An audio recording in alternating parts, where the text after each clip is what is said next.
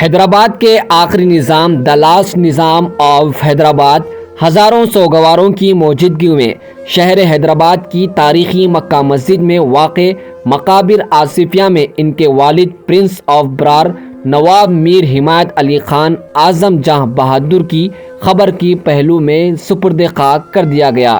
ان کی نماز جنازہ بعد عصر ادا کی گئی، جس میں عوام کی بڑی تعداد کے ساتھ ساتھ آصف جاہی خاندان کے افراد، مختلف ٹرسٹوں کے ذمہ داروں اور اہم شخصیات نے شرکت کی اور ان کی خدمات کو خراج عقیدت پیش کیا گیا۔ بے حساب زمین و جائیداد، ہیرے جواہرات کے مالک حیدرآباد کے آخری نظام میر عثمان علی خان کے پوتے نواب میر برکت علی خان مکرم جاہ بہادر کو آج سپرد خاک کیا گیا۔ اسی کے ساتھ ان کی زندگی اور وراثت میں ملے اربوں کی دولت کے کئی انسلجھے سوالات بھی دفن ہو گئے۔ مکرم جہاں کا ہفتے کو ترکی کے شہر استنبول میں انتقال ہو گیا تھا، جہاں وہ کئی سال سے مقیم تھے۔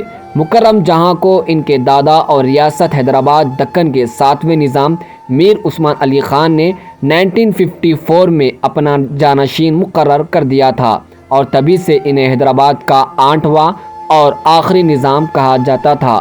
مکرم جہاں کی پیدائش 1933 میں فرانس میں پیدا ہوئے۔ ان کی والدہ پرنس در شہوار ترکی سلطنت عثمانیہ کی آخری سلطان عبدالمجید دوم کی دختر تھی۔ مکرم جہاں کے دادا میر عثمان علی خان ایک زمانے میں دنیا کے سب سے امیر ترین شخص تھے۔